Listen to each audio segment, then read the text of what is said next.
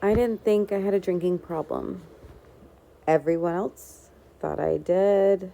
They would start to not want to be around me when I was drinking. It didn't take a lot to get me to that next level, but it made me angry. I blacked out a lot. I had zero control or manage over my life. It was socially acceptable, so I thought that's what you did. I was a bartender since the day I turned 21. I've worked in food and beverage since I was 15. I'm from a resort island.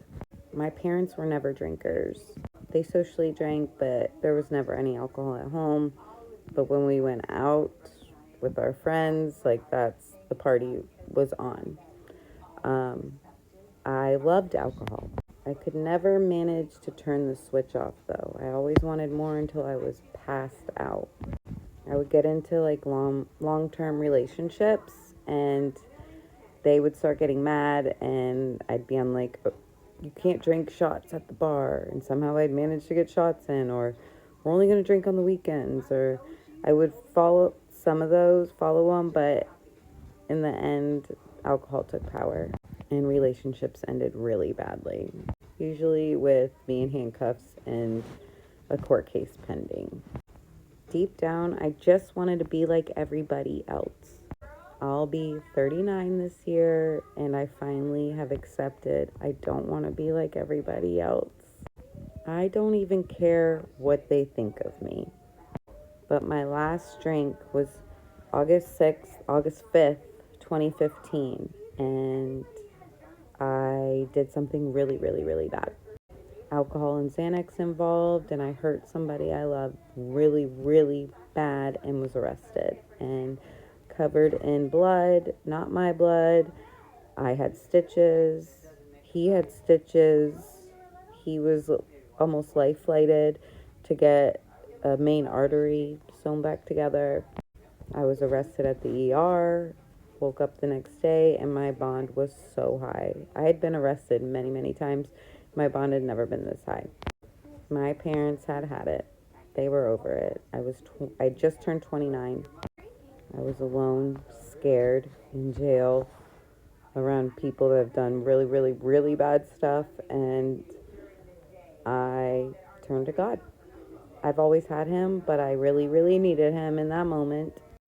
A week went by, and my mom finally answered the phone. I told her I was done. I didn't want to do this anymore, and I wanted rehab. At the time, there was zero rehabs in our area. The only other person that ever mentioned rehab to me was our family attorney, and now he's in federal prison. But I decided that I wanted to change. And then a public defender came in and helped me get to that level of getting out to go to treatment. So the deal was I sit there for 30 days and I bond out and go to treatment, and it was 4 hours away. My mom took me. We went to Walmart. I signed my bonds papers. I got a little wardrobe because I lost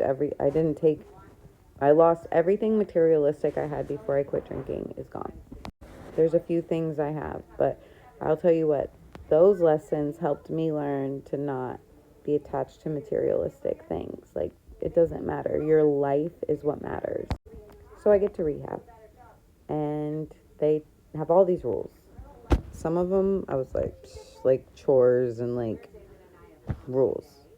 They said, if you follow every single thing and follow these directions, you will get sober and you will have a great life.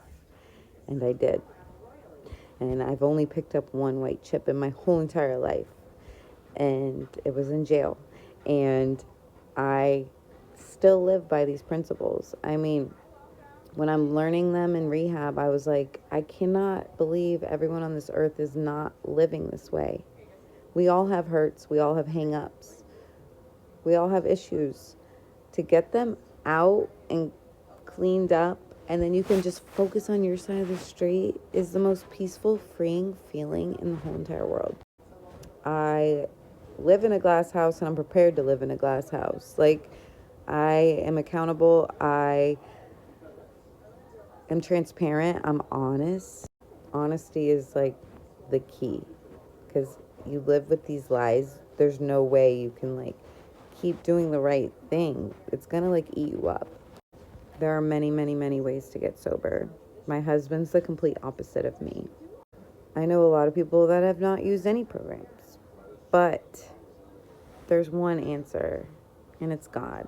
I mean, there's got to be a bigger force out there that can show redemption like this and give us our lives back and better than ever. And I'm so grateful for every single thing I've been through.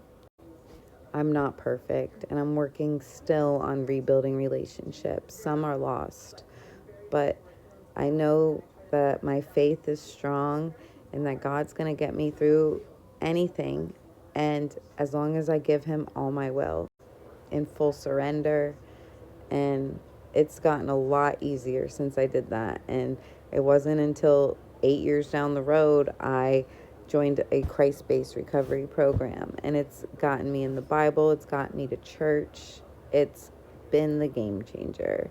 And I've been through some really hard times. God's not putting us through this just to punish us. There's somebody we're going to help. We do recover, and your worst day doesn't have to make the rest of your life. There's so much more.